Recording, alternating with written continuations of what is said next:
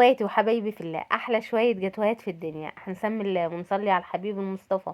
اللهم صل وسلم وبارك على سيدنا محمد وعلى اله وصحبه وسلم تسليما كثيرا.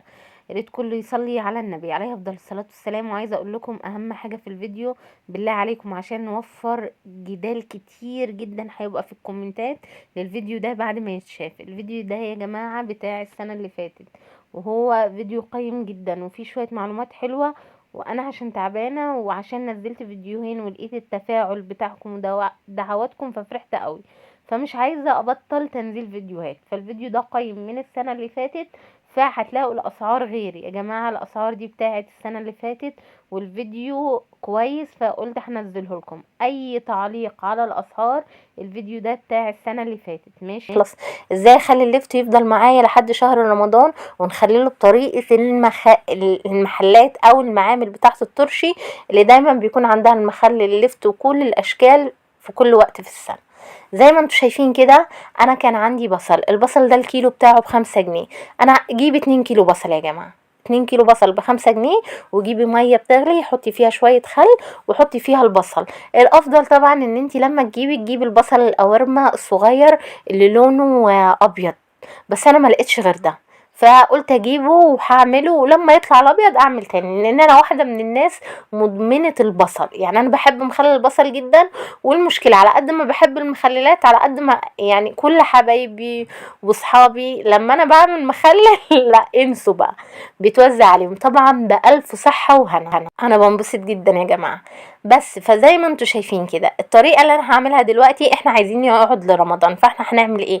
هنجيب ميه بتغلي معاها ربع كوبايه خل، وبحط فيها البصل بعد ما اغسله. طبعا بغسل الاول البصل وبحط فيه الميه بالخل، وبخليه يا جماعه حوالي كده نص ساعه، وبعدين بسيبه يبرد. لو انا عايزه يا جماعه في طرق تانية كتير، ان انت تسيبيه 3 ايام في ميه سخنه، او تنقعيه 3 ايام في ميه بتغلي، او ترفعيه على النار ويفضل يغلي مع الميه لمده 10 دقايق. لا، احنا عايزينه ياخد وقته خالص، فبراحته جدا. فانا يا دوب حطيت ميه سخنه وحطيته في الميه السخنه كده شويه قليلين مش كتير، وبعدين بطلعه ومفيش اي حاجه. والميه السخنه بتغلي، بس لما بحط البصل ما بتكونش على النار، وبغطيه وبسيبه، وبعدين بقشره وبعدين بشطفه تاني، وهنشوف هنشتغل فيه ازاي.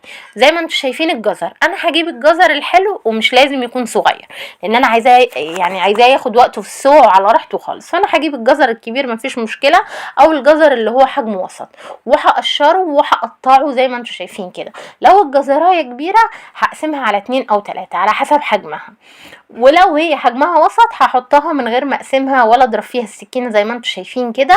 انا عايزه الجزر يكون حجمه كبير، لان ده تخليل اولي، مش ان انا هخلل واكل منه على طول. لا، دي حاجه كده بتحفظ المخلل. الطريقه دي انا بحفظ بيها المخلل، وبيقعد يستوى بقى على مهله. اللفت بقى زي ما انتوا شايفين بغسله جدا كويس جدا بالفرشه، جيب الوسط جيب الصغير زي ما انت حابه، وحطيه في برطمان زي ما هو سليم، مش بضرب فيه السكينه تماما. يعني انا بغسله وبشيل الجزء اللي من فوق، ولو الجزء اللي من تحته خلاص على كده. اهم حاجه تغسليه كويس قوي وتعبي بيه البرطمان بتاعك.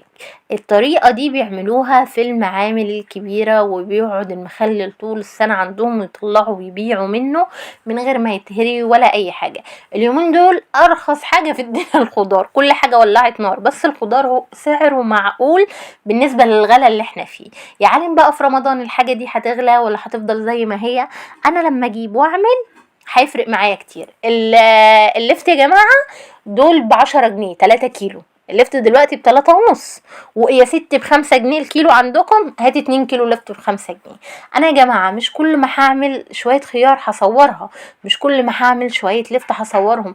انا عشان ده شغلي وانتوا كمان وتستفيدوا وتاخدوا الليله اللي انتوا عايزينها، لازم اجيب الكميه. هي مش كميه، هي تشكيل من الحاجات دي. يعني هاتي ب10 خيار، هاتي ب10 جزر، هاتي ب10 لفت، هاتي ب10 ليمون، واعملي كل ما تنزلي. انا عارفه ان المصروف والدنيا على القد، خدي 10 جنيه وهاتي بيها حاجه واعمليها وانتي واقفه. انا عايزه اقول لكم والله كميه برشام اخدت وانا بعمل الفيديو ده، 4 بروفين مش قادره لان انا عندي الغضروف وتعبانه، فانا عشان اعمل ده كله مره واحده وعشان هياخد مني وقت وهياخد مني فلوس، بس انا عشان اوصل لكم كله في فيديو واحد جبت الكميه دي.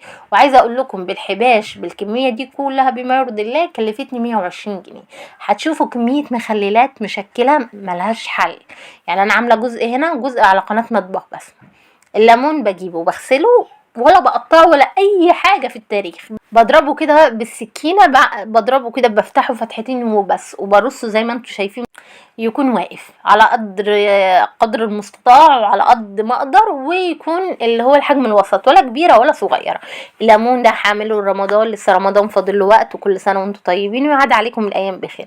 لا بغليه ولا بحطه بميه سخنه ولا اي حاجه، بجيب الليمونه اللي هي فيها لحم، اللي هي بتبقى مليانه كده وكبيره شويه ومش الناعمه، لا تكون الليمونه الخشنه عشان تصد معايا. بغسلها كويس جدا وبعمل فيها علامه اكس زي ما انتم شايفين. في فيديو المشتريات اللي على قناه مطبخ بسمه كنت جايبه زي ما بقول لكم الملح ده اسمه ملح خشن من عند اي عطار، كان الكيس ب2 جنيه، وجبت ب7 عصفر، وجبت ب5 حبه بركه، و2 جنيه ملح ليمون. عملت ايه يا بسمه؟ جبت جزرايه كبيره بشرتها مع شويه العصفر مع شويه حبه البركه وعليهم معلقتين ملح خشن، اقل كمان من معلقتين. قلبت الجزر مع العصفر مع حبه البركه مع الملح، وهبتدي ان انا احشي بيه الليمون بتاعي. طب نسبه وتناسب كام يا بسمه يا جماعه؟ سموا الله وبالبركه. يعني انا رحت للعطار، هتشوفوا فيديو المشتريات ده في قناه مطبخ بسمه، ركزوا معايا. جبت 7 عصفر 5 حبه بركه وحطيت عليهم شويه ملح. اهم حاجه في اساسيات المخلل عشان يفضل معاكي وقت طويل، الميه اللي انت هتملحي بيها لازم يعني تمشي عليها بحذافيرها، هي دي اللي هتفرق معاكي وهي دي اللي هتحفظ الحاجه لاكتر وقت ممكن. الليمون زي ما انتم شايفين كده برمي معاه شويه فلفل حامي، الفلفل برضو بكون عامله فيه ثقب لحد لما اخلص كل الكميه. بحشي الليمون واحط شويه فلفل كده في النص وشويه فلفل من فوق حامي، بس بعمل فيه ثقب وخلاص. على كده كده خلصنا الفلفل وخلصنا اللفت ما فيش اسهل من كده. هو باين لكم ان انا ما فيش اسهل من كده، بس عايزه اقول لكم انا ليا 3 ساعات واقفه على رجلي. كان عندي كرنبيطه والله كنت جايباها ب10 جنيه، وعايزه اقول لكم كان في التلاجة ليها كام يوم عندي، فجبتها خدت منها شويه هعمل مخلل مشكل اللي هو الترشي، وخدت شويه كمخلل كرنبيط لوحده. المخلل ده برضو عايزاه يقعد اطول فتره ممكنه عندي، فانا مش هسلقه، انا غسلته على البارد لان ده هخليه من ضمن الحاجات اللي هي ايه تقعد معايا رمضان، لان انتوا عارفين ان الكرنبيط زيه زي اللفت بيخلص بسرعه، فانا غسلته على البارد. لكن في النوع الترشي هتشوفوا الاستخدام فيه غير كده خالص. كان فيه الفلفل الكوب اللي هو الاحمر، مش الكوب اللي هو الاحمر والاصفر، ده غالي، ده الربع بتاعه ب5، لكن ده الربع بتاعه والله العظيم يا جماعه ب3.5. هما اليومين دول فيه فلفل كوب كده احمر زيه زي الفلفل العادي، وفي منه كمان اللي هو الهريسه اللي بيتعمل منه الهريسه.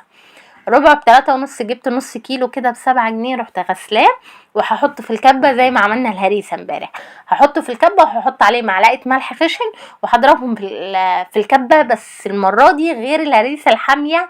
الهريسه الحاميه انا عملتها مجروشه، لكن ده عشان انا عايزاه للمخلل هضربه جامد وانعمه، لان انا عايزه اخد اكتر نسبه ميه منه. زي ما انتم شايفين انا صفيته المجروش ده، هحطه واستخدمه دلوقتي وهتشوفوه في ايه. وخدت الميه بقى بتاعت ايه الفلفل ده برضو في الترشي وفي نوعين مخلل، لان كل تسقيه هيكون ليها نظامها لوحدها. ده هنا ايه اللي حصل؟ بصوا سيبنا من البرطمان اللي على جنب ده، ده مخلل مشكل ترشي، ده هناكل منه اليومين دول. ده الطريقه بتاعته بالتفصيل هتلاقوها في اول كومنت مثبت عملته في قناه مطبخ بسمه، قناتي التانية، بس مش عارفه ايه دخل فيديوهات على بعض، ما علينا. بصوا بقى الميه بتاعه التمليح، اول حاجه الخيار، ركزوا معايا، الخيار، اللفت، اللهم صل على سيدنا محمد، والجزر والليمون، دول ليهم تسقية لوحدهم خالص، دول اللي انا عايزه اخليهم لرمضان. اللي هم الخيار يعني خلينا واقعين شويه، ممكن اخره في الطريقه دي 10-15 يوم وهيستوي معايا. لكن اللفت والجزر والليمون اضمن لك ان هو هياخد وقته جامد جامد جامد جامد، هيطلع على رمضان مستريح. الخيار واللفت والجزر والليمون ليهم تسقية لوحدهم. ايه التسقية بتاعتهم؟ ولا اي اضافات غير ان انا بجيب مية سخنة وبغليها وبسيبها لحد لما تبرد تماما. كل كوباية مية بتاخد معلقة كبيرة من الملح، كل كوباية مية بتاخد معلقة من الملح ونص معلقة صغيرة من السكر ومعلقة صغيرة من الخل. ده بقى الاساسي بتاع الميه بتاعت الليمون والخل والخيار بقى واللفت والجزر اللي احنا عايزينه يقعد لرمضان. ولا اي اضافات غير كل كوبايه ميه مغليه وتكون اتبردت تماما، عليها معلقه كبيره ملح خشن، عليها نص معلقه سكر، عليها بصوا للامانه انا يعني ايه عبيت الحله وحطيت ايه، حطيت معلقتين سكر بس معلقتين هرميين سكر، وحطيت فنجان من الخل. بس انتي طبعا عشان تبقي عارفة الدنيا ايه، برضو الفيديو ده دخل بالغلط، ده على قناة مطبخ بسمة. دي التشريبة بتاعت الترشي، برضو ليها وضع تاني خالص يعني. يبقى اللهم صل على سيدنا محمد، الميه بتاعت الخيار واللفت والليمون والجزر انا بصوا هحاول اكتبها لكم على الشاشه. كل كوبايه ميه ليها معلقه ملح كبيره، ليها هنقول معلقه صغيره من الخل، وليها نص معلقه سكر كوبايه الميه، وربع كده معلقه صغيره من ملح الليمون. ملح الليمون بجيبه من عند العطار، انا حله كبيره قوي حطيت عليها نص معلقه، شالت الكل يعني، خللت بيها ال4 برطمانات، وبحط ورقه لورو فوق كل برطمان، ما بتخليش يعمل لي طبقه ريم، ماده حافظه، وبتخلي النكهه والريحه بتاعت المخلل بتاعي جميله جدا جدا. لان انا لا حاطه توم ولا حاطه كرفس، التوم والكرفس والجزر المبشور بحطه لمخلل انا هكون هاكل منه قريب، لكن ما حطهوش لمخلل لسه هياخد فتره ويروح الكرفس والجزر والحاجات دي تدبل وتدوب معايا، وممكن تعمل عفن او طبقه بيضه ويكون الخضار لسه مستواش معايا. الميه دي بقى عشان البصل والقرنبيط دلعين، فانا عايزه انكهها، فانا هحط لها ايه نفس الليله اللي هو ملح وسكر وخل وميه، بس هزود ايه بقى، عارفين الفلفل اللي انا طحنته في الاول، هحط ميته وهحط كمان شويه من بشر الفلفل، وكان في شويه جزر مع عصر مع حبه البركه، ده برضو هاخد منهم شويه واشرب بيها القرنبيط والبصل وعيدين كرفس كده قطعتهم، وتوم كمان حطيت توم وكرفس وفلفل مبشور احمر وميه فلفل حمرا سبايسي شويه، وحطيت شويه اللي هو جزر مبشور مع حبه بركه مع حبه عصفر. ليه؟ لان البصل والكرنبيط لونهم مدي على بيج كده، وفي نفس الوقت طعمهم دالع مش قوي، فانا نكهتهم بالطريقه دي. اما بقى شويه المخلل الترشي الجامدين اللي ملهمش حل، هتلاقوا شويه الترش العالميين دول هتلاقوهم على قناه مطبخ بسمه في اول كومنت متثبت في فيديو لوحدهم.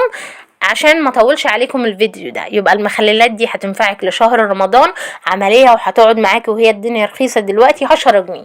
10 جنيه انزلي هاتي ليمون ان شاء الله نص كيلو، انزلي مره هاتي ب10 جنيه لفت وانتي واقفه، 10 جنيه خيار، 10 جنيه بصل صغير، وهتلاقي عملتي بصي فتحتي معمل مخللات. اظن الحاجه والله الدنيا التصوير ظالم الدنيا. انا البنات اول ما شافوا المنظر قالوا يا ماما احنا عايزين ناخد البرطمانات دي ونحطها في اوضه نومنا نزين بيها اوضه النوم. كان شكلهم مفرح. هو اي نعم انا تعبت فيهم في الوقفه، بس انتي هتعمليهم واحده واحده. هو ده فيديو النهارده، بتمنى يكون عجب حضراتكم. شير ولايك بقى واشتراك وتفعيل الجرس عشان يوصلكم كل جديد على قناتي، واشوفكم على خير في فيديوهات تانية كتيره. مع الف سلامه.